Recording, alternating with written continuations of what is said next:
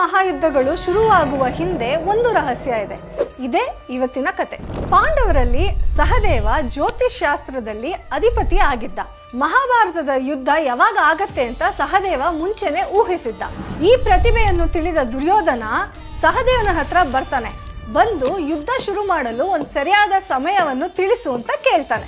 ಸಹದೇವ ಸತ್ಯನ ಬಿಟ್ಕೊಡದೆ ದೇವರು ಧರ್ಮದ ಕಡೆ ಇರ್ತಾರೆ ಅಂತ ನಂಬಿ ದುರ್ಯೋಧನನ್ಗೆ ಅಮಾವಾಸ್ಯೆ ದಿನ ಪ್ರಾರಂಭ ಮಾಡು ಅಂತ ಹೇಳ್ತಾನೆ. ಕೃಷ್ಣನಿಗೆ ಯುದ್ಧ ಅಮಾವಾಸ್ಯೆ ದಿನ ಶುರು ಮಾಡಿದ್ರೆ ಕೌರವರು ಗೆಲ್ಲೋದು ಖಚಿತ ಅಂತ ತಿಳಿದು ಒಂದು ಉಪಾಯ ಮಾಡ್ತಾನೆ. ಕೃಷ್ಣ ಅಮಾವಾಸ್ಯೆಯ ಹಿಂದಿನ ದಿನ ಪಿತೃಗಳಿಗೆ ತರ್ಪಣ ಕೊಡಲು ಶುರು ಮಾಡ್ತಾನೆ.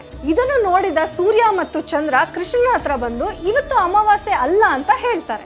ಕೃಷ್ಣ ನಗುತ್ತಾ, ಯಾವಾಗ ನೀವಿಬ್ರು ಒಂದೇ ಸ್ಥಳದಲ್ಲಿ ಒಟ್ಟಾಗಿ ಸೇರ್ತಿರೋ ಆ ಕ್ಷಣದಿಂದಲೇ ಅಮಾವಾಸ್ಯೆ ಶುರು ಆಯ್ತು ಅಂತ ಹೇಳ್ತಾನೆ.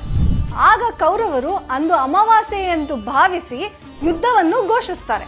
ಹೀಗೆ ಕೃಷ್ಣ ಪರಿಸ್ಥಿತಿಯನ್ನು ಬದಲಾಯಿಸಿ ಕೌರವರ ಜಯವನ್ನು ತಡೆಗಟ್ತಾನೆ.